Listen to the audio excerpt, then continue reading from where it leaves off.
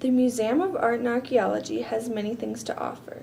Being one of the top 25 museums in America, it has professional aspects that not many museums can offer.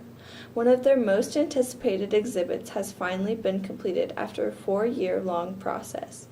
It presents a series of chronicles focused on the history of American basketry that convey meaning while also interpreting American life. The basketry exhibit involved more than 100 people doing the different aspects of design. Students who were involved from different courses, working on educational programming, so designing curricular elements that were specific to this exhibit. There were people who were trying to figure out the best way to interpret baskets. Baskets can be very complex. We think of them as holding things, but in many cases the art baskets you'll see in the exhibition don't have an inside and an outside, so there's something else. Explaining that to people and making sense of it when they're walking through an exhibition and they may look at a single piece for 20 or 30 seconds requires a fair amount of thought and skill.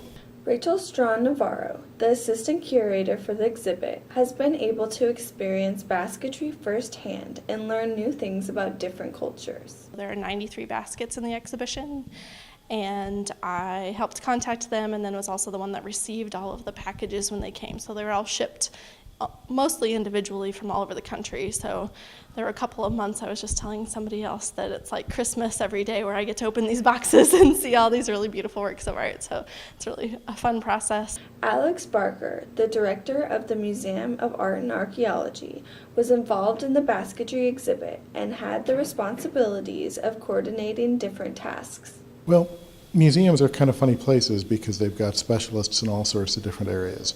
People who do education and interpretation, exhibit preparation, researchers who prepare the content of exhibits. And my job is largely to just coordinate all of those different tasks, run interference for them so they can design the parts of the exhibition that they're responsible for, and keep out of their way the rest of the time.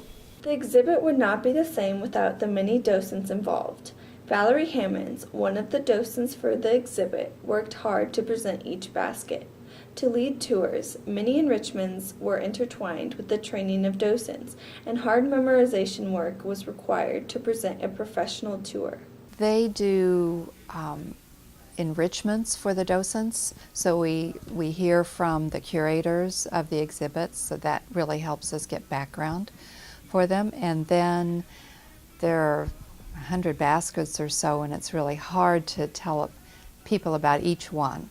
So I go through and look at them all and then just lead tours, and whatever people are interested in, then we'll talk about that. Overall, all the people that have put work into this exhibit seem to have a new fascination with basketry and the cultural aspects that go along with that. I actually didn't know anything about baskets when we started this project.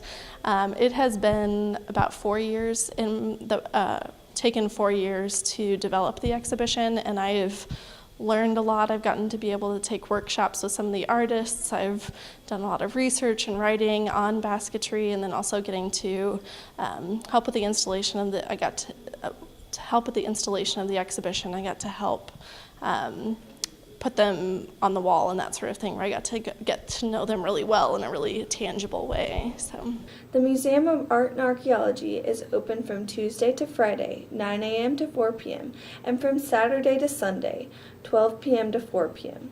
For CPS 360, I'm Audrey Roloff.